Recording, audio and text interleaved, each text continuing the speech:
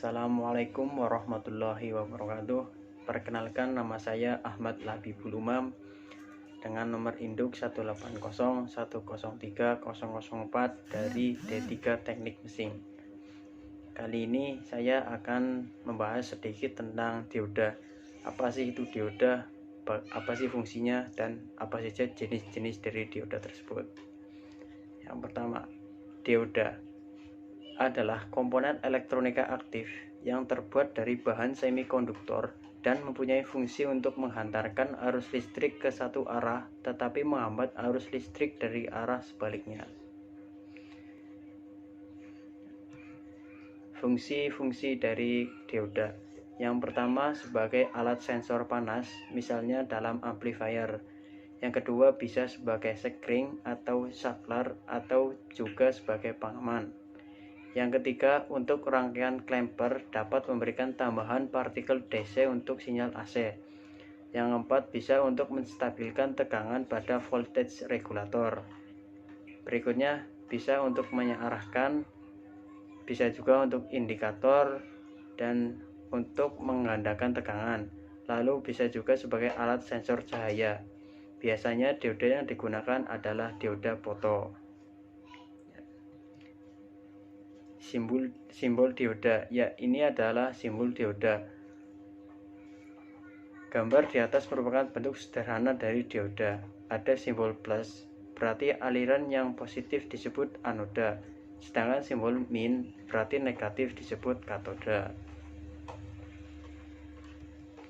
Berikutnya adalah jenis-jenis dioda. Yang pertama adalah dioda normal.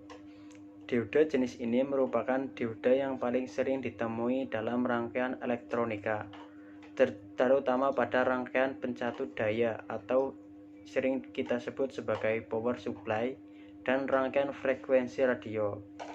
Dioda jenis ini disebut juga dioda normal karena merupakan dioda standar yang paling umum digunakan, ataupun dioda penyearah rectifier dioda, karena biasanya digunakan sebagai penyearah pada suatu daya. Ya, berikutnya ada dioda bridge.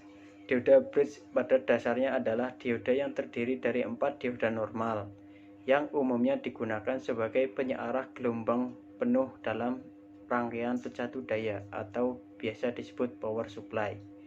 Dengan menggunakan dioda bridge ini, kita tidak perlu lagi merangkai 4 buah dioda normal menjadi rangkaian penyearah tegangan AC ke tegangan DC, karena telah dikemas oleh produsen menjadi satu komponen saja. Dioda bridge ini memiliki 4 kaki terminal, yaitu 2 kaki terminal input untuk memasukkan tegangan atau arus bolak-balik, dan 2 kaki terminal untuk output positif dan output negatif. Berikutnya adalah dioda Zener. Dioda Zener adalah jenis dioda yang dirancang khusus untuk dapat beroperasi di rangkaian reverse bias atau bias balik. Karakteristik dioda Zener ini adalah dapat melewatkan arus listrik pada kondisi bias terbalik apabila tegangan mencapai titik tegangan breakdown-nya. Namun pada saat forward bias atau bias maju, dioda Zener ini dapat menghantarkan arus listrik seperti dioda normal pada umumnya. Dioda Zener memberikan tegangan referensi yang stabil sehingga banyak digunakan sebagai pengatur tegangan atau yang biasa disebut voltage regulator pada power supply. Berikutnya ada dioda LED. Dioda LED adalah merupakan jenis dioda yang dapat memancarkan cahaya monokromatik ketika diberikan tegangan maju. LED ada yang berwarna merah, jingga, kuning, biru, hijau, dan putih tergantung pada panjang gelombang dan jenis senyawa semikonduktor yang digunakannya. Dalam kehidupan sehari-hari, kita dapat menemukan aplikasi LED di lampu-lampu penerangan rumah maupun jalan raya, lampu indikator peralatan elektronika dan listrik, lampu dekorasi dan iklan, serta backlight untuk TV LCD. Berikutnya ada dioda foto. Dioda foto adalah jenis dioda yang dapat mengubah energi cahaya menjadi arus listrik. Dioda foto ini sering digunakan sebagai sensor untuk mendeteksi cahaya seperti pada sensor cahaya kamera, sensor perhitungan kendaraan, scanner barcode, dan peralatan medis.